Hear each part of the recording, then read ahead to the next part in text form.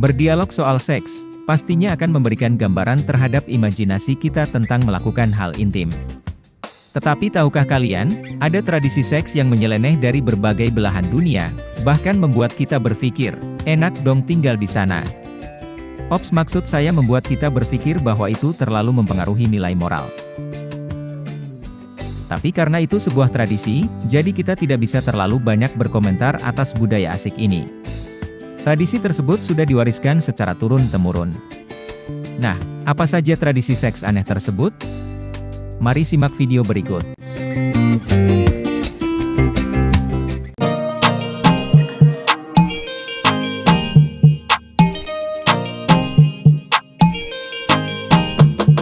Tradisi seks unik ini awalnya muncul dari suku Mangaya di Kepulauan Cook, Selandia Baru. Anak laki-laki yang sudah merambah umur 13 tahun, hendak diajak keluar dari desa, guna memperoleh pelajaran seks dari wanita yang sudah berpengalaman. Mentor akan mengarahkan seluruh perihal tentang seks, semacam konsep berhubungan tubuh sampai posisi seks. Alih-alih mengarahkan memakai kondom, para mentor juga mengajari panduan untuk memperlakukan wanita supaya dapat menggapai puncak berulang kali. Tetapi, mentoring serta bimbingan seks ini cuma untuk anak laki-laki. Sedangkan, anggota anak perempuan, cuma didorong untuk terus mengeksplorasi pengetahuan soal badan serta seks. Dan tidak hanya itu, anak perempuan suku Mangaya juga disarankan mempunyai banyak pendamping intim saat sebelum menikah.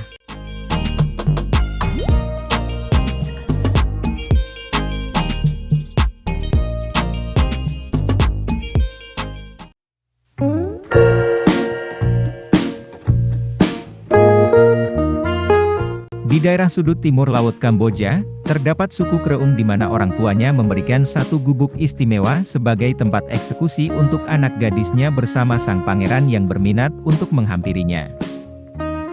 Seorang pria yang berminat, nanti akan duduk di tangga gubuk kepunyaan wanita yang dia gemari, lalu pria tersebut wajib merayu si wanita dengan musik. Apabila wanita tertarik, keduanya dapat melakukan pengeksekusian dan tinggal bersama di gubuk harapan bangsa ini, sampai siap untuk menikah. Proses ini dapat berlangsung dalam hitungan malam ataupun tahunan. Tetapi, tradisi ini sudah jarang dilakukan, karena pada 2003 lalu, suatu aksi intim yang kasar dari non-lokal membuat tradisi seks dari suku Kreung ini memudar. Aduh, gak asik nih.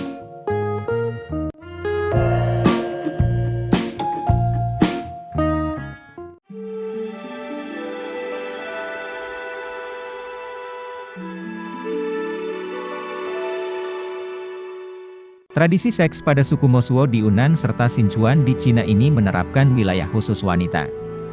Wanita suku ini tidak boleh menikah, tetapi boleh mempunyai pacar sebanyak apapun yang mereka inginkan. Wah, jangan bawa perasaan kalau datang ke sini, tapi bawa nafsu. Beberapa sumber menyebutkan, tradisi ini terbentuk ketika para perempuan ditinggal suami yang berdagang di jalur sutra dari Cina ke India. Para istri merasa sakit hati karena ditinggal begitu lama dan akhirnya mereka memilih untuk walking merit. Konsep daerah wanita ini diisyarati dengan tidak terdapatnya bapak ataupun suami yang tinggal bersama. Jadi, jika seorang wanita ingin memiliki pacar, mereka dapat mengundangnya ke kamar secara langsung di malam hari. Bila sang wanita mau putus, maka dia tidak lagi mengizinkan pria tersebut tiba ke kamarnya. Kalau begitu cari yang baru don. Jika mereka punya anak, sang ibulah yang akan merawat anaknya dengan bantuan saudara kandungnya. Sementara sang ayah tidak perlu tanggung jawab untuk memberi nafkah, tinggal bersama, dan mendidik anaknya. Sistem ini juga membuat sang anak tidak mengetahui siapa ayahnya.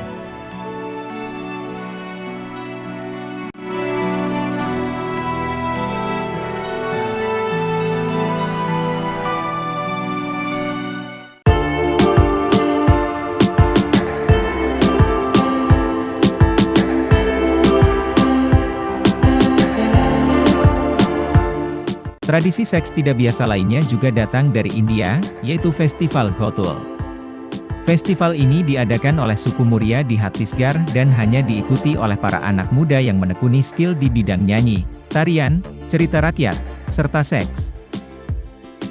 Prosesi festival ini diawali dengan para wanita muda, dengan meminum minuman keras alami, karena minuman keras ini dipercaya bisa terhindar dari kehamilan.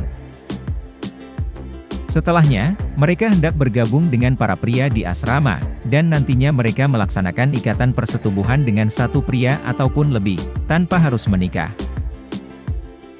Uniknya, sebagian besar tradisi ini menyarankan kepada wanita dan pria yang terlibat, supaya tidak terikat secara emosional, sebab jika itu terjadi atau melakukannya lebih dari 3 hari, maka mereka akan mendapatkan hukuman dari adatnya. Apabila si perempuan tidak sengaja terhamili, maka bayi yang dilahirkan akan diadopsi oleh seluruh desa.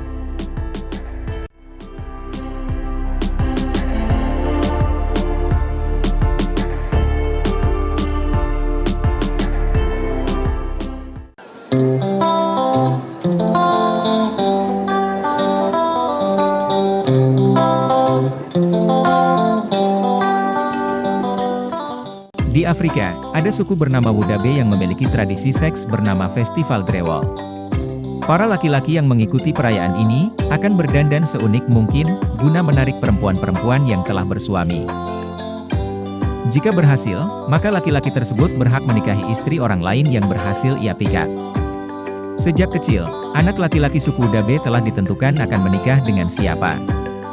Beberapa bahkan melakukan pernikahan saat masih berusia belia. Ketika sudah dewasa, anak laki-laki ini baru diperbolehkan mencari perempuan lain untuk dijadikan kekasihnya.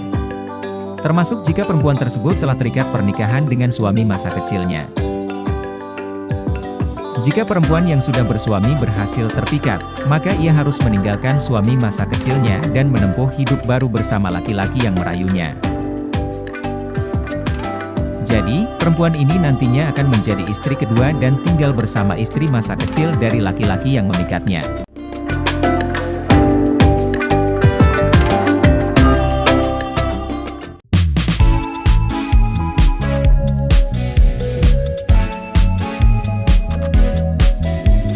Di wilayah Brooklyn, Amerika Serikat, terdapat tradisi yaitu poliamori. Tradisi seks ini memperbolehkan memiliki banyak kekasih meski sudah menikah dan punya anak. Konsep poliamori berbeda dengan selingkuh ataupun poligami. Tradisi ini mengedepankan rasa keterbukaan antara pasangan resmi dan kekasih yang tidak terikat dalam pernikahan. Praktek poliamori di Brooklyn ini berawal sekitar tahun 60-an oleh orang-orang yang menentang konsep hubungan tradisional. Mereka menyatukan pemahaman, lalu mendirikan komunitas seks positif yang setiap orang bisa berbagi segalanya, termasuk pasangan. Komunitas ini tumbuh dan membuat tradisi baru, seperti nonton film bersama, pesta koktail, hingga pesta seks.